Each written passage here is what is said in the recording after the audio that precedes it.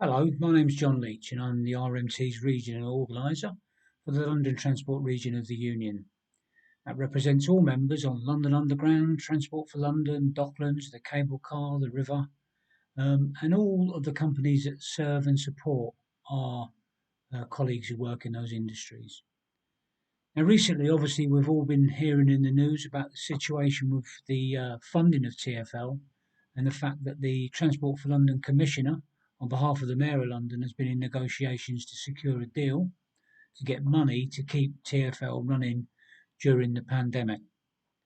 This morning, I was called to a meeting as your organiser with the Deputy Mayor of London and the Commissioner himself, along with their officials, to discuss the outcome of the deal that they made with the government at quarter to midnight last night. What they've told us is that the deal is worth about £1.8 billion and will keep them going through to March the 31st of next year. As you would expect us as union representatives to do, this morning we sought and were able to obtain certain guarantees and assurances from the Commissioner himself on your behalf. It's worth remembering a bit about the background to all of this.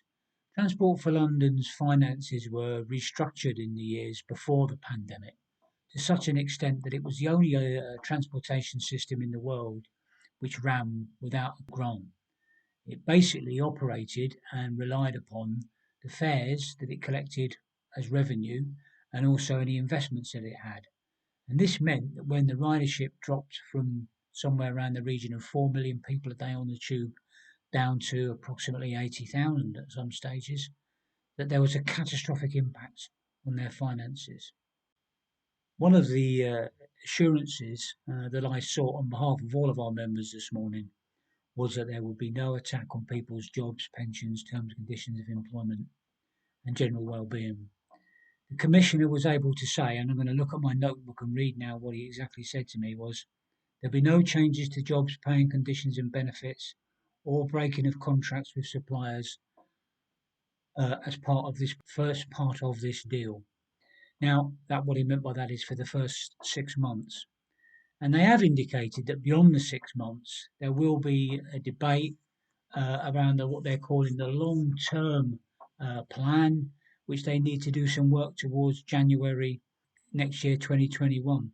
So we can actually take stock that at the moment, today, there is no proposal to attack any jobs, terms and conditions of employment.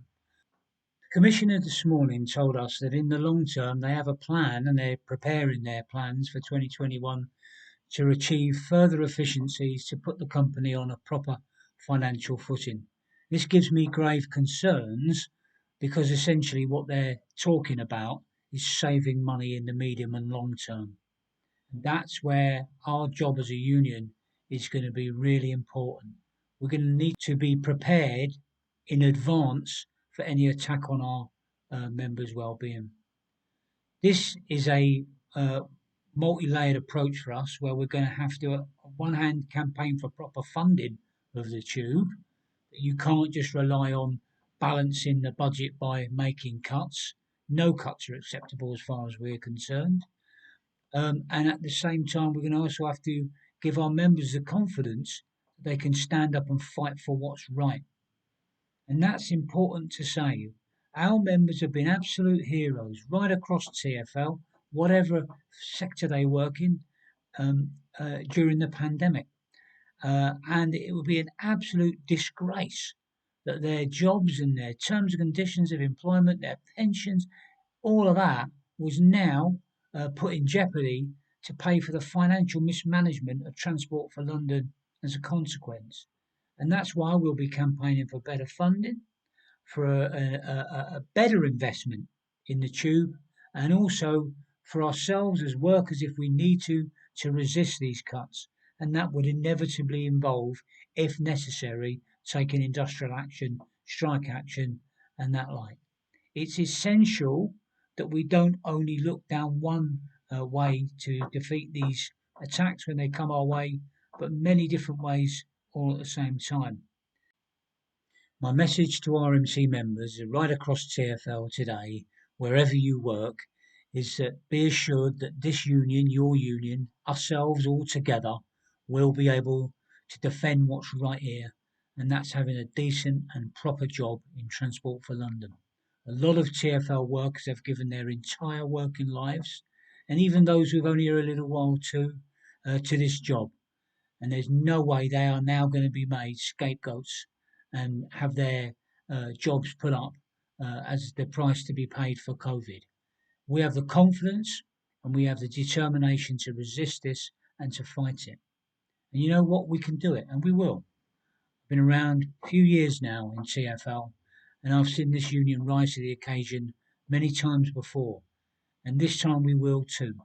So take care out there. We've got the new lockdown coming our way, and there'll be further meetings and briefings about that with TfL.